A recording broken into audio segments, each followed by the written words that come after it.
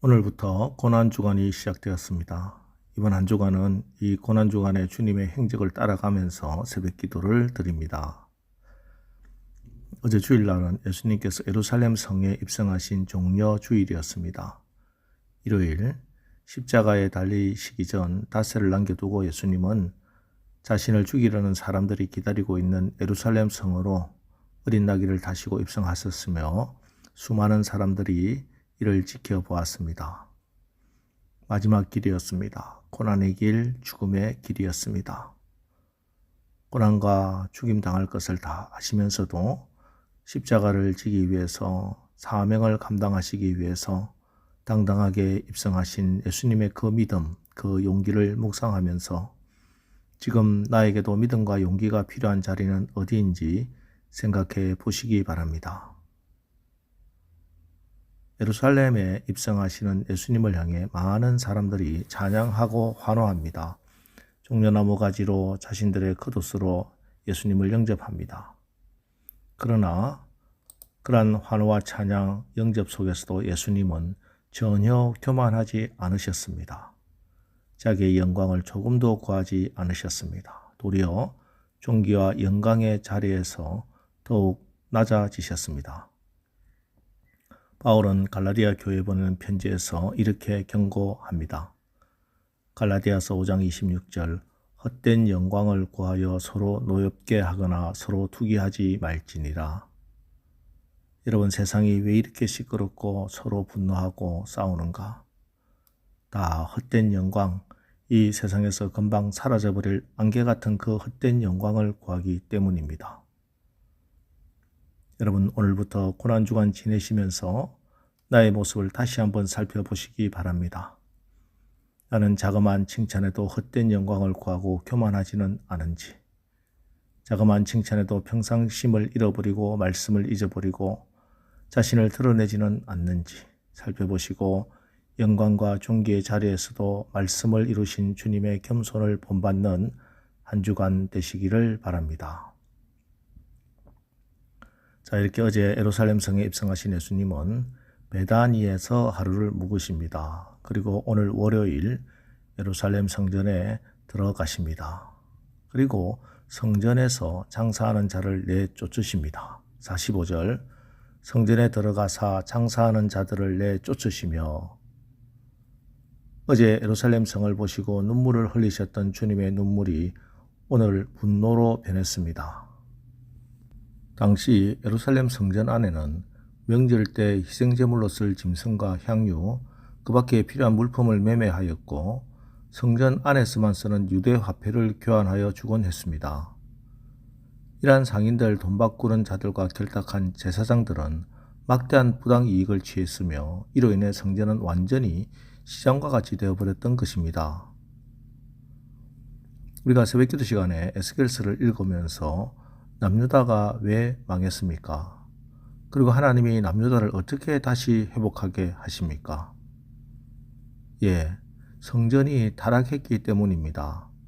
기도가 끊어지고 거룩함이 사라진 성전에서 무슨 일이 일어났습니까? 성전 동쪽 문을 향하여 나가시면서 하나님의 영광이 성전을 떠났습니다. 하나님의 영광이 성전을 떠나게 되자 가정이 무너지고 나라가 망하는 것입니다. 자, 그런데 이 망한 나라를 하나님이 어떻게 회복시키십니까? 하나님이 성전을 기도로 회복시키시고 거룩함으로 회복시키시니 이제 다시 이곳에 하나님의 영광이 임하겠다 약속해 주시는 것입니다. 여러분, 교회 그리고 여러분의 마음의 성전에 하나님의 영광이 임하는 것이 가장 중요합니다. 왜요? 하나님의 영광이 임해야 어둠이 떠나가고 마귀가 떠나가고 내 인생을 엉망진창으로 만들었던 고질적인 죄가 끊어지고 육의 사람이 영의 사람으로 변화되어 진짜 크리스천으로 거듭나기 때문입니다. 그래서 오늘 예수님께서 이들을 내쫓으시며 하신 말씀이 무엇입니까? 46절 그들에게 이르시되 기록된 바 내 집은 기도하는 집이 되리라 하였거늘 너희는 강도의 소굴을 만들었도다 하시니라. 어제 예루살렘 성을 바라보며 예수님이 눈물을 흘리셨던 이유가 분명해졌습니다. 시대와 민족의 등불 이어야 할 성전이 성전으로서 역할을 감당하지 못했기 때문이요. 기도해야 할 성전이 세상보다 앞장서 강도의 구렬로 변했기 때문입니다. 오늘날 우리 시대의 아픔, 우리 민족과 우리 국가의 어려움은 여러 가지로 진단할 수 있습니다. 그러나 영적인 백성인 우리의 진단은 한 가지뿐입니다. 성전을 보고 분노하신 예수님의 눈으로 이해해야 합니다. 우리 시대의 아픔은 기도하는 성전이 강도의 구렬로 변했기 때문이 아닐까요? 오늘날 교회들이 세상의 소금과 빛의 역할을 감당하지 못하고 기도하는 집으로서의 기능을 감당하지 못한 때문은 아닐까요? 그러니 교회가 문제라고요? 아닙니다. 교회 이전에 나 자신의 마음의 성전이 문제입니다. 예수님이 십자가에 죽으심으로 이룬 성전은 교회 이전에 우리의 마음의 성전이기 때문입니다. 고린도전서 3장 16절 너희는 너희가 하나님의 성전인 것과 하나님의 성령이 너희 안에 계시는 것을 알지 못하느냐. 우리 마음의 성전을 세워야 합니다. 내 마음의 성전에 무너져 있는 부분이 있으면 다시 수축해야 합니다. 상처 입고 망가진 부분은 고쳐야 합니다. 어떻게? 기도하는 것입니다. 눈물의 기도로, 회개의 기도로, 진실하고 간절한 기도로 우리의 마음의 성전이 세워지는 것이고 고쳐지는 것이고 회복되는 것입니다. 그래서 오늘 주님은 이 시대의 파수꾼으로 교회와 성도가 기도하는 집이 되라 하십니다. 하나님은 오늘도 기도하는 사람을 찾으십니다. 하나님은 기도의 사람을 사용하십니다. 하나님께서 사용하신 사람은 결코 그들이 완전해서가 아닙니다. 그들처럼 허물이 많고 온전하지 못한 사람도 흔치 않습니다. 그럼에도 불구하고 그들은 삶 자체가 기도로 하나님과 함께 산 사람들이었습니다. 기도로 하나님을 추구하고 기도로 하나님을 사랑하고 기도로 하나님을 향한 뜨거운 마음을 가진 사람들입니다.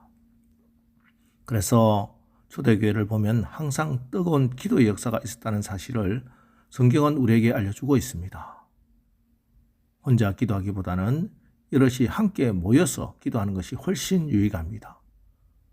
아무리 잘 달궈진 숯불이라 해도 한 덩어리를 따로 떼어 놓으면 오래지 않아 꺼먹게 죽고 말지만 죽은 숯덩어리도 숯가마에 던져 넣으면 다시 시뻘겋게 달아오릅니다. 그래서 성전은 만민이 기도하는 하나님의 집입니다. 바리새인도 나와서 기도하는 곳이고 세리도 기도하는 곳이고 남자, 여자, 이방인, 유대인 할 것 없이 만민이 다 나와서 함께 기도하는 기도의 집이 성전입니다. 오늘 우리 교회도 마찬가지입니다. 목사나 장로, 권사, 집사만 나와서 기도하고 나머지는 기도 안 해도 되는 것이 아닙니다. 다 함께 나와서 기도해야 합니다. 문제 있는 사람은 당연히 나와야 하고 문제 없는 사람도 나와 기도해야 합니다. 여러분, 우리 남설교회가 먼저 기도하는 교회가 되기를 축복합니다. 오늘 예수님은 내 집은 만민이 기도하는 집이라 하셨습니다. 우리가 간절히 기도하면 하나님께서 우리 교회를 통해서 역사하실 것입니다. 여러분, 언제나 기도할 수 있는 것이 아닙니다. 기도할 때가 있는 겁니다. 우리가 힘쓰고 해서 더 간절히 기도할 이유는 기도에도 때가 있기 때문입니다. 지금 해야 하는 기도는 지금 해야 합니다. 미루었다 한 번에 할 수는 없는 것입니다. 예수님께서 겟세마네 동산에서 기도하실 때 제자들에게 기도하라고 하시고 돌 던질 만큼 떨어진 곳에 가서 기도하셨습니다. 그러나 제자들은 기도하지 못하고 잠들었습니다. 이때 예수님은 베드로에게 네가 1시간도 깨어 있을 수 없더냐?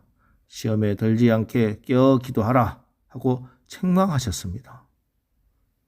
예수님께서 피곤하여 잠든 제자들을 깨우고 다그치시면서까지 기도하라고 하신 이유는 그때가 꼭 기도해야 할 때이기 때문입니다. 기도에도 때가 있습니다. 김남준 목사님의 게으름이라는 책에 나오는 내용입니다. 게으르기로 소문난 농부가 있었습니다. 그날도 역시 모두 밭으로 일하러 가고 그 농부만 집에 남아 낮잠을 자고 있었습니다. 그런데 잠결에 이상한 소리가 들립니다. 그래서 철에 눈을 뜨고 주위를 살펴보니 도둑이 대낮에 담을 넘고 있는 것을 보았습니다. 하지만 도둑의 출현에도 불구하고 농부는 마음으로만 도둑이네 이놈 담장을 넘기만 해봐 중얼거리며 계속 잠을 잤습니다. 근데 다시 쿵 소리가 들립니다. 농부가 힘겹게 눈을 떠보니 도둑이 담을 뛰어내려 마당을 설금설금 걸어오고 있습니다. 그러나 이번에도 농부는 속으로만 중얼거립니다. 집 안에 들어오기만 해봐라. 농부가 깊이 잠든 줄 안 도둑은 살금살금 집 안으로 들어와 농부의 옆을 지나 안방으로 들어갑니다. 하지만 여전히 농부는 잠에 취한 채 중얼거립니다. 저놈이 안방으로 들어가네. 뭘 가지고 나오기만 해봐라.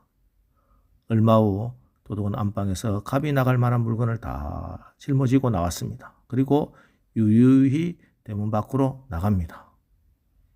농부는 여전히 누워서 이렇게 중얼거립니다. 이놈 다시 오기만 해봐라. 여러분, 혹시 게으른 농부의 모습이 오늘 나의 신앙의 모습이 아닌지, 기도생활 모습이 아닌지 돌아보시기 바랍니다. 기도는 미루거나 한꺼번에 몰아서 하는 것이 아닙니다. 기도해야 한다는 생각이 드는 그때가 기도할 때입니다. 고난주간입니다. 우리 기도합시다. 예수 그리스도의 고난과 죽음은 나 자신을 위한 것이고 세상을 위한 것입니다. 그러기에 새벽에 나와 여러분을 위해 여러분의 가정을 위해서 기도하십시오. 세상의 구원을 위해 이웃의 구원, 세상의 구원을 위해 기도하십시오. 우리 교회 비전과 부흥을 위해서 간절히 기도하시기 바랍니다. 특별히 이번 고난주간 여러분 이 나라와 이 민족 위해서 기도합시다. 그래서 기도하는 집으로 여러분의 마음의 성전이 다시 수축되고 기도하는 집으로 우리 남솔교회가 우뚝 서서 이 세상에 예수의 빛을 비추는 등대와 같은 역할을 온전히 감당하게 되기를 주님의 이름으로 축원합니다. 기도하겠습니다. 하나님, 우리 주님이 고난주간 첫날 강도의 굴혈로 만든 성전을 청결케 하시고 내 집은 만민이 기도하는 집이라 말씀하십니다. 오늘 말씀으로 우리의 마음의 성전을 깨끗하게 하시고 우리 교회가 기도에 승리하는 교회가 될 수 있도록 도와주시옵소서. 오늘 하루도 예수 이름으로 승리의 날로 선포합니다. 오늘 우리 성도들의 가정과 직장과 사업장과 자녀들 지켜주시고 오늘 하루의 삶이 하나님의 영광을 드러내는 하루가 되게 하옵소서. 예수님의 이름으로 기도합니다. 아멘. 이제 오늘부터 고난주간 지냅니다. 이번 고난주간 나의 마음의 성전을 깨끗하게 하옵소서. 특별히 나의 마음의 성전과 우리 남솔교회가 주님 보시고 기뻐하시는 기도하는 성전이 되게 하옵소서. 오늘 말씀부터 우리 합심해서 기도하고 나가겠습니다. 우리 기도하겠습니다.